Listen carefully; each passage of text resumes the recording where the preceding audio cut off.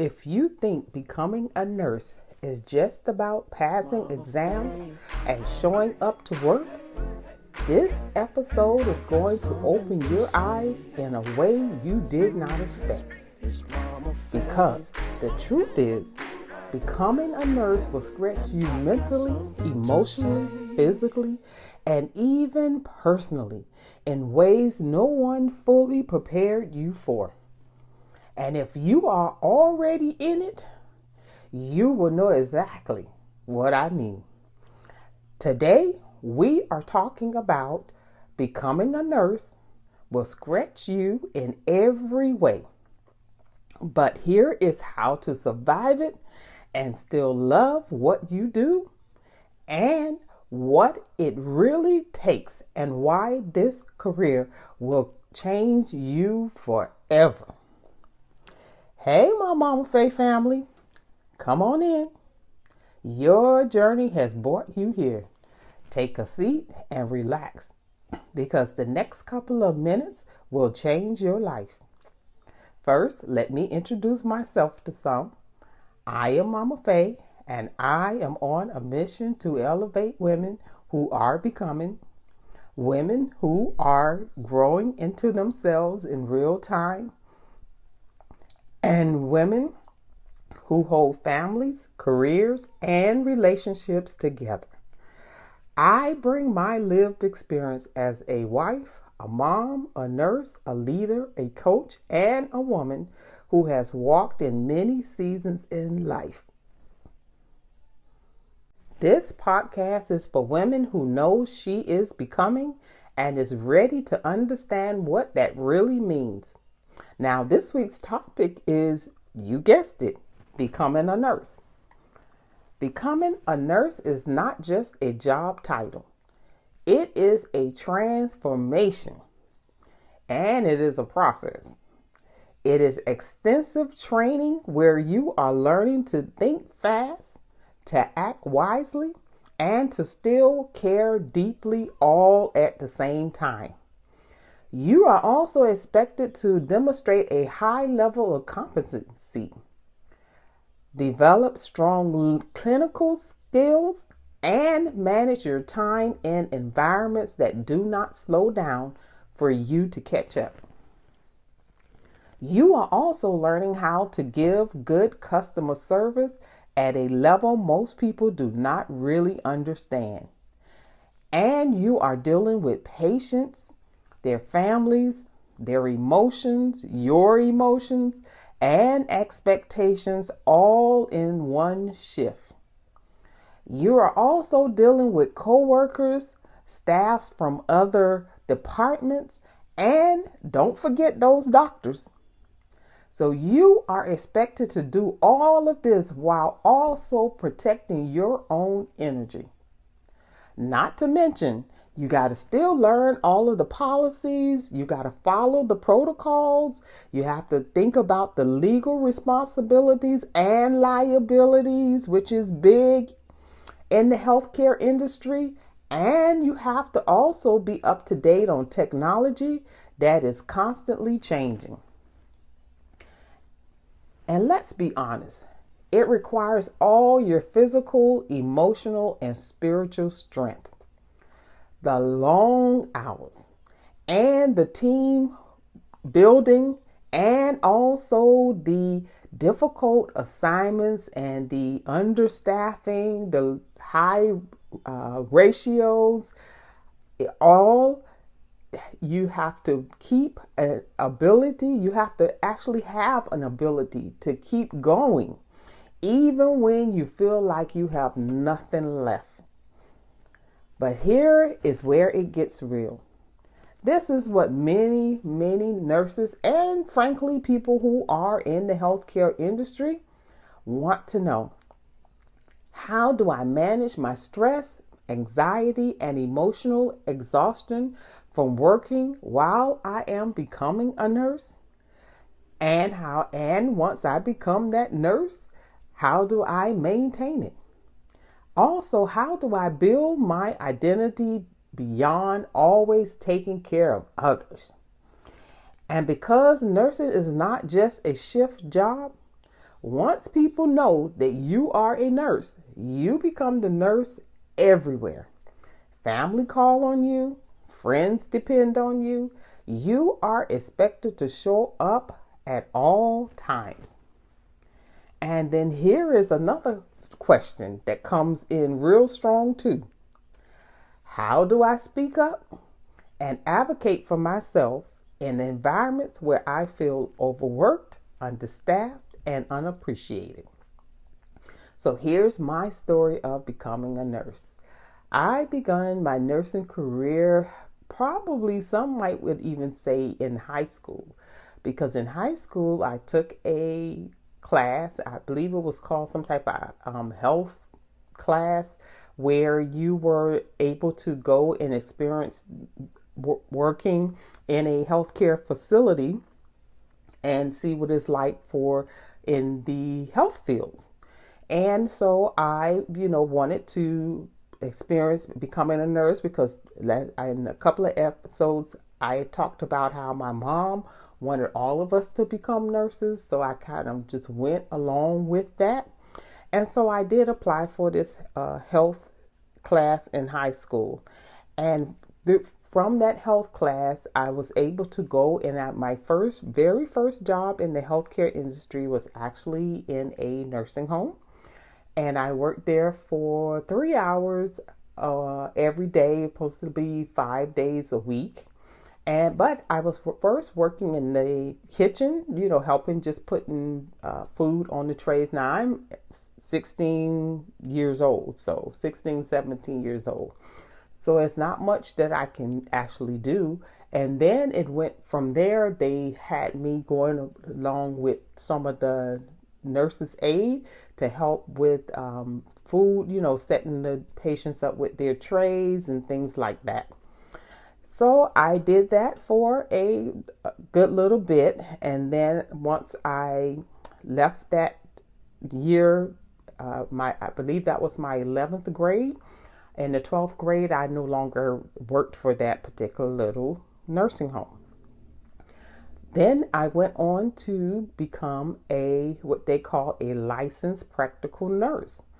And as a licensed practical nurse, which is also a LPN, I went to a school downtown where I was, I didn't live close by at all. Plus, I talk about in other episodes about how when you're the middle child, you kind of have to figure things out. So I wasn't privileged to have, money coming from my parents. And to tell you the honest truth, I knew that it had spent some money on my older two siblings. So I didn't ask. I really didn't ask. I really did decide to go it alone and to come up with my own funding. So I did manage to get enough for the application, and they might have helped me like with certain things, maybe gas money or, certain things, but they didn't necessarily just take out their checkbook and wrote me a check at that time, for me to go to school. And I managed to get enough money for the application, and I managed to pay for the first class. And behold, what happened for me was that while I was sitting in the classroom, we did some days at the school, and then we did other days we did at a hospital. And so one of the things that they did was they had me come out of the class. It was me and a couple of other people, and they took us to a room, and they explained that they had this program, and if we were willing to join this program, that they would they would pay for all of our classes, pay for our books, pay for our uniforms, and they would also pay for our license, the application for the license, which is expensive. And this particular program would pay you every 2 weeks to complete the schooling. So of course I was elated, because trust me, I did not have the money, and the classes were at least 6 to 8 hours a day, and it was 5 days a week, so it would have been kind of difficult. I've done it later on in life, but at that point I had not done that before, so I was excited to go ahead and take the be a part of the program. And so that was how I began my career as a nurse.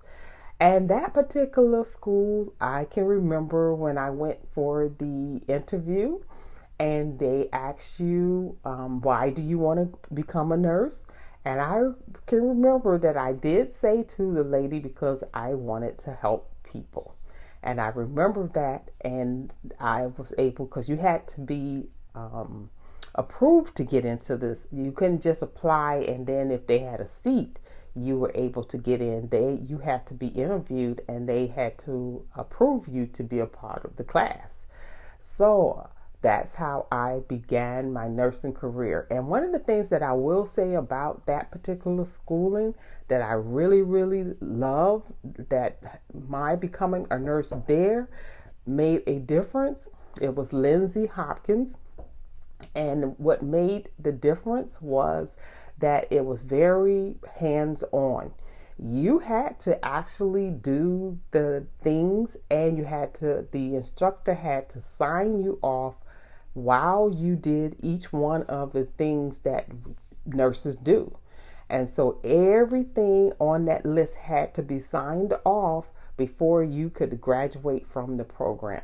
And I so appreciated that, because having that hands-on experience, especially as becoming a nurse, was critical, because it taught me, and it stayed with me all throughout my nursing career, of how to use certain techniques. Because actually, as becoming a nurse, it's about protecting your patient, but it is also about protecting yourself so that you don't take anything back home to your family. You don't want to take any of, some of those people I've had patients with tuberculosis, and that is highly contagious. So you had better know really good infection control techniques, and how to apply your mask properly, how to take off your gown and all of those things, and how to wrap them correctly so that you don't bring home things to your loved ones. And so that was my process of starting to become a nurse. And of course, later on, I went back to school, which by that time I was married with, I believe, 2 kids, and I did the prerequisites, and by the time that I went back to the actual nursing program, I did that part full time. And what happened was I got laid off, and I was able to have a similar program. They didn't pay you to go to school, like the check part, but they did pay for the books, the uniforms, and all of those things. Because it was a program I had gotten laid off, and as a part of that program, that was one of the criterias, and so I was able to get that done there. And that particular program, what I liked about that particular program at that nursing school, which was the Broward Community College, that particular program was considered one of the best programs in the area. And so, and they had the highest pass rate of the nursing exam. And so that's why I chose that particular program. And not only that, the teachers there were very dedicated, and they did, work with you to, as far as teaching and training. And so it was I would say overall, a very positive experience. But that was my process of becoming a nurse.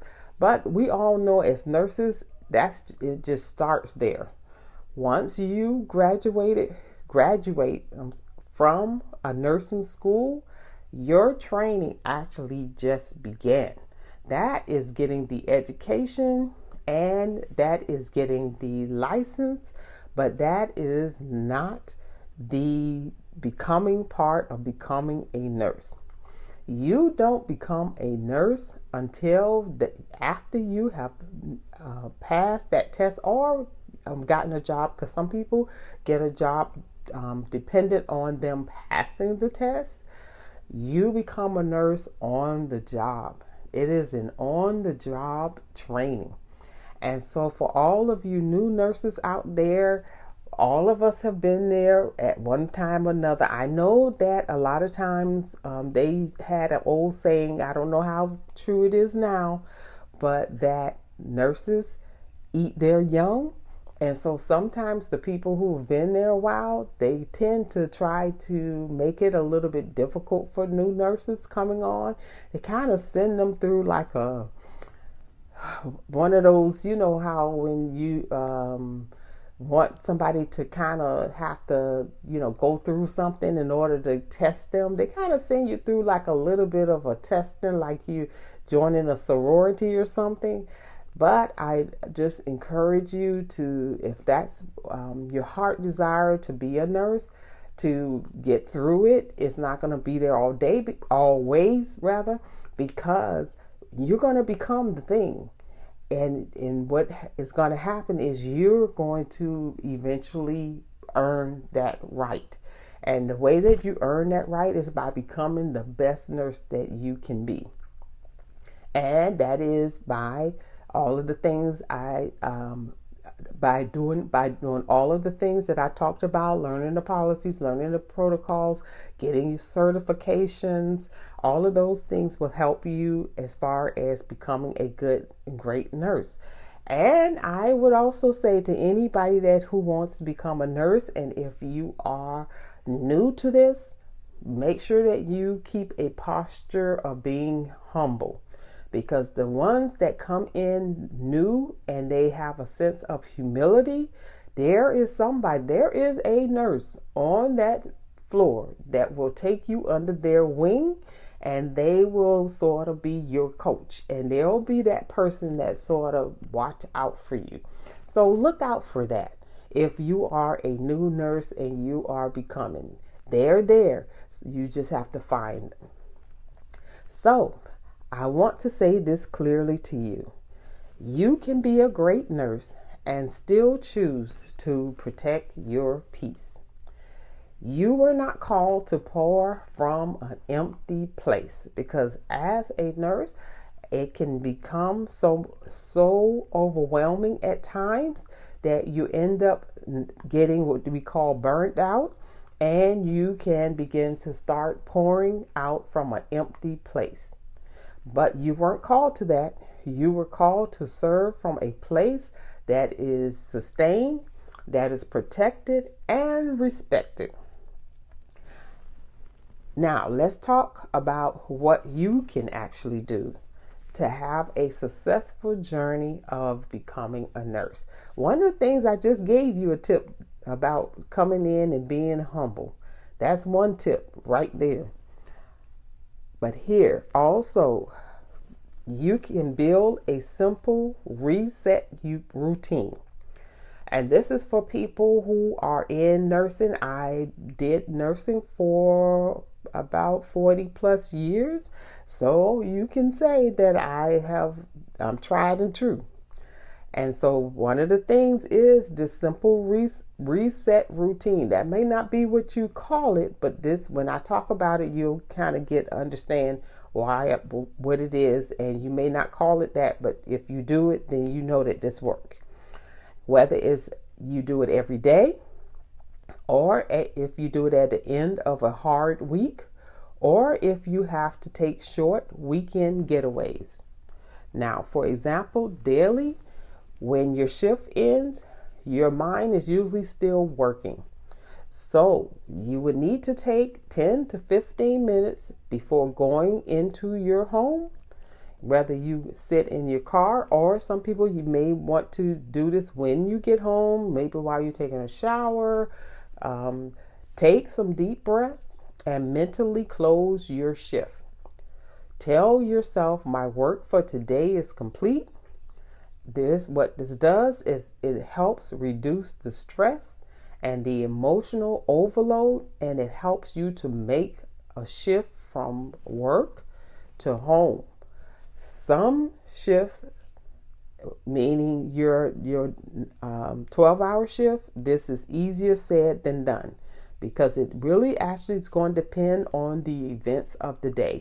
We know that most days this will work. Some days, because of what happened, maybe somebody died, maybe it was some type of write-up, or it was some type of conflict that happened while you were there, those are going to take a little bit longer.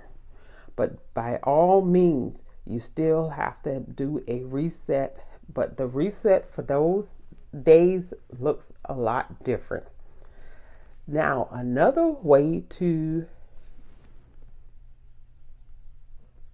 have steps, or rather another step that you can also take, is to set clear boundaries by prioritizing what needs to be done on each shift. Why do I say that? Because a lot of times people will start their day without having a clear strategy. And this is one of the biggest ways to maintain and to be able to stay in this type of industry or in as a nurse, is you have to prioritize, but you also have to have a strategy. One of my strategies was that by the end of the day, I would say the last 2 hours, that was my wrap up hours, WRAP, where I wrap things up. Things that I could follow up on the next day, I left those for the next day, but I did what I call wrapping things up. Why did I do that? Because a lot of times what happens is most nurses, when you hand off to another nurse, usually they don't want to have to do something that you left half undone. The reason why I say that is because of the legal ramifications. A lot of times, if it's something that you need to complete, let's say a discharge process, let's say, it's certain things that needed to be done, and let's say you wasn't able to get it done on time, you need to go ahead and get that lab done. Don't leave that for somebody else to do. This helps you to focus so that you can complete the tasks that need to be completed, and it also helps you to anticipate early on so that when your shift is done, your work is done for the day. Then one important thing is speak up with facts and not feelings. When it's time to speak up, when you are overworked, when the assignments are unfair, it is time to speak up for it and advocate for yourself. But when you do speak up, there is a way to speak up. You want to make sure that you speak and tell things in the way that it happened, in chronological order. What that does is it makes you credible, and it also keeps you looking professional. Make sure that you communicate this clearly to coworkers and to leadership also. And what this does, it will help you to build your confidence, and it helps you to advocate for yourself in a very professional way so that you can be heard. But the goal also too is to let others know, because a lot of times, especially as you're becoming a nurse, sometimes the last thing you want to do is you don't want to make waves, and also a lot of times as a new nurse, you feel like you have to take it. And so I encourage you to let others know. Now, sometimes it may not make a difference at the time, but I guarantee you, even if they don't, or the leadership don't necessarily give you a sense of that you've been heard, I can guarantee you that you have been heard. And when the next time they make an assignment, or a charge nurse make an assignment, they are going to take that into consideration. And I also will encourage you to document those things as well, because if when you get an evaluation or some type of write-up, you'll have that information available to show that the dates and the times that you were on that particular given day, this was your assignment was, and these were the things that you had that needed to be done, and also who you spoke with on that day. I will go into details further on becoming a nurse in this week's newsletter. So I encourage you to subscribe so that you do not miss it. And I will be talking about some of those things in that newsletter. Now, let's pause for a weekly check-in. What becoming goals are you working on this week? My goal this week is dealing with retirement and this next new chapter in my life. So what I'm doing is I'm elevating and learning a new skill set. And what a part of that new skill set is I am in the process of updating and changing my website providers. So there are certain things that I have to do on the new website in order to make this transition smooth. Now, this is really new to me, so I am learning it. And so that's a part of my becoming. So what becoming goal are you working on this week? And if you happen to be a nurse, there are definitely a lot of goals in nursing that you may want to work on as well. So leave me a comment and let me know what goals you are working on, because becoming a mom, or you may be changing careers, or you may be just starting a new career, just like nursing or in the healthcare profession. You can reach me on Substack, and you can message me so we can connect about your becoming goals. Now, before I close, I want to speak directly to every nurse that is listening, or those that want to become a nurse. But for the nurses, I want to definitely thank you. I want to thank you for showing up on the days you are so tired you can hardly make it. I want to thank you for caring when it was not easy. I want to thank you for being strong even when no one sees it. And here is your next step. Do not just listen to this, but I want you to apply one of those things that we talked about today. Start your reset routine, whether it's going to be daily, weekly, or if it's going to be that getaway. Set one boundary, and then I also want you to speak up, but remember to maintain a level of respect. And that's how our becoming a nurse happens. Now, make sure that you follow, you subscribe, and you stay connected. And I want you to leave a comment to let me know how it is going, or just put a hashtag becoming so that I'll know that you are here and you are with me. And then I need you to continue to listen to the Mama Faye Becoming Me podcast on MOMAFEY-HT.podbean.com, where you can hear it on multiple platforms. And also you can find the Motivate Moment by Mama Faye on Substack, and subscribe for free so that every episode comes straight to your mailbox.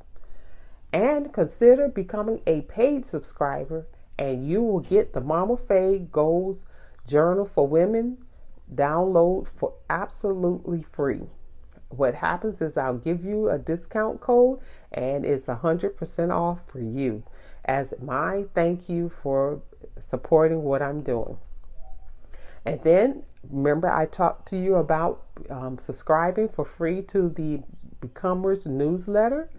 It is your next step after this episode. The newsletter is going to break down every weekly topic that I talk about, and it's going to give you real tools you can use in your everyday life. This week will be about rebuilding your life after burnout and how to rise without losing yourself.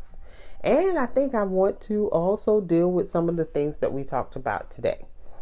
I also have 3 resources for nurses that I think would be a gift to you all for those that want to reset. And one is an ebook that I put out last year. It's called How Nurses Can Balance Giving and Receiving Without Burnout. And it also comes with a companion guide. And you can get both of those in a toolkit, and I will leave the link down in the description of this particular podcast. And that's probably going to be on the substack.com subscription link. If the link will be there.